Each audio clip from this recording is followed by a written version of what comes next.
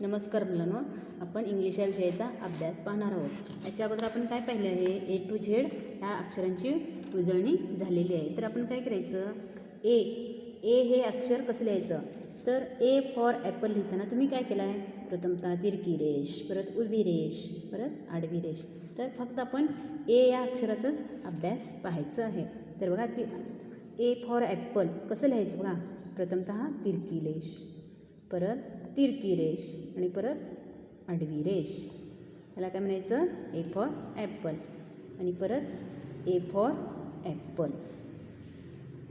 3 लाईनमध्ये व्यवस्थित हे अक्षर तुम्हाला लिहिता आलं पाहिजे। हे पहा, A for Apple, A for Apple, A for Apple, A for Apple. याला काय म्हणायचं, ए फॉर ॲपल म्हणजे सफरचंद।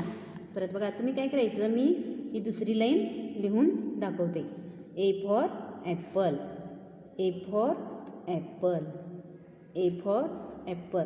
तर तुम्ही काय करायचं आहे, मी हे 2 लाईनमध्ये तुम्हाला कसं लिहायचं ते दाखवलेलं आहे। तर हेच ए फॉर ॲपल तुम्ही काय करायचं, परत तुमच्या वहीमध्ये पूर्ण पान भरून असं 3 लाईनमध्येच आलं पाहिजे। A for Apple, A for Apple नंतर कोणतं अक्षर येते माहिती आहे तुम्हाला, ए फॉर ॲपल नंतर तुम्हाला माहिती आहे काय, ए फॉर ॲपल नंतर बी फॉर बॉल हे अक्षर येते। तर तुम्ही पहा, B for ball, B for ball कसं लिहायचं, प्रथमतः उभी रेष, कसं येणार, उभी रेष, परत अर्धगोल, त्यालाच परत जोडून अर्धगोल। याला काय म्हणायचं, बी फॉर बॉल, बॉल म्हणजे चेंडू, B for ball, B for ball, परत बी फॉर बॉल। याला काय म्हणायचं, बी फॉर बॉल, बॉल म्हणजे चेंडू। 2 लाईनमध्ये व्यवस्थित अक्षरात लिहायचं। हे बघा, बी फॉर बॉल, हे काय आहे, बी फॉर बॉल, हे काय आहे, बी फॉर बॉल।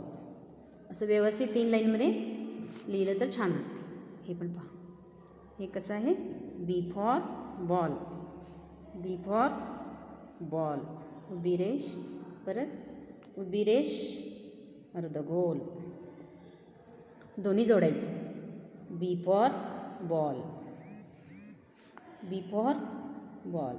तर तुम्ही असं हे ए आणि बी हे दोन्ही अक्षर लिहून तुम्ही पान भरून अभ्यास करून पाठवायचं आहे, फोटो मारून।